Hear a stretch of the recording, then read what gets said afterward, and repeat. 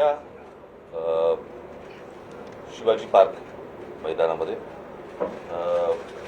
वीर सावरकर मार्गावरती तिथेच व्यासपीठ असेल. उद्या तिथून सिद्धिविनायकला जे जाणार होतो तर तिथेच असेल आणि तिथेच सगळेजण जमतील आणि तिथेच खरं तर हा या तरुणाईचा हा विजय आहे, खूप मोठा विजय आहे. याचं जर एका वाक्याचं वर्णन करायचं झालं तर या जेनझीनी सरकारच्या झिंज्या उपटलेल्या आहेत आणि त्यांना जमिनीवरती पूर्णपणे आणलेलं आहे. हा मला असं वाटतं खूप मोठा विजय या तरुणांचा आहे. त्याच्यामध्ये दिपकेंचा त्याच्यामध्ये खूप मोठा वाटा आहे आणि जे आज राजीनामा कधी कुठच्याही गोष्टीला मस्तवालपणे उत्तर देणारं जे सरकार आहे त्या सरकारला माघार घ्यावी लागली एवढ्या मोठ्या प्रमाणावरती. एवढं मोठं आंदोलन आज देशभर उभं राहिलंय आणि त्याचा जल्लोष मला असं वाटतं होणं गरजेचं आहे आणि त्याच्यासाठी म्हणून उद्या सगळेजण शिवाजी पार्कला तिथे जमतील.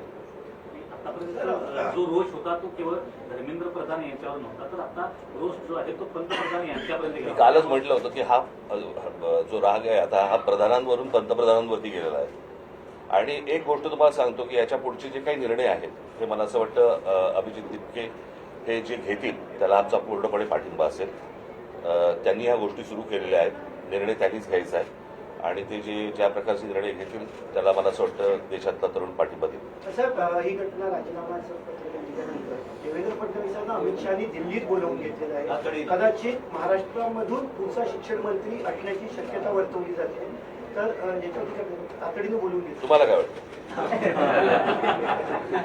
तुम्हाला जेवढी बातमी कळली तेवढीच आम्हाला कळली. ह्याच्या पलीकडे आम्हाला काहीच माहित नाही.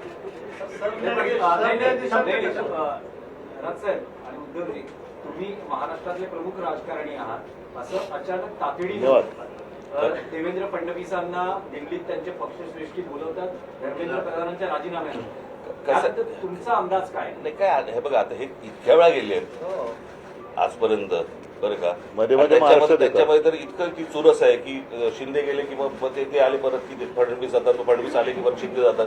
त्याच्यामुळे हे खूपदा झालेलं आहे. आत्ताच्या सिच्युएशनमध्ये हे का गेलेत मला असं वाटतं त्यांनी सांगितल्याशिवाय आपल्याला कळणार नाही किंवा तिकडे काय वरती निर्णय झाल्याशिवाय आपल्याला आत्ता काही कळणार नाही. कारण जशी तुम्ही आत्ता बातमी ऐकली तशी आम्ही पण आत्ताच ऐकलेली आहे. त्याच्यामुळे आता याच्यावरती आत्ता या क्षणाला काय बोलण्यात अर्थ नाही. मन की बात होणार असं काहीतरी म्हटलं जातं. मन की बात होणार असं म्हटलं जातं. खरं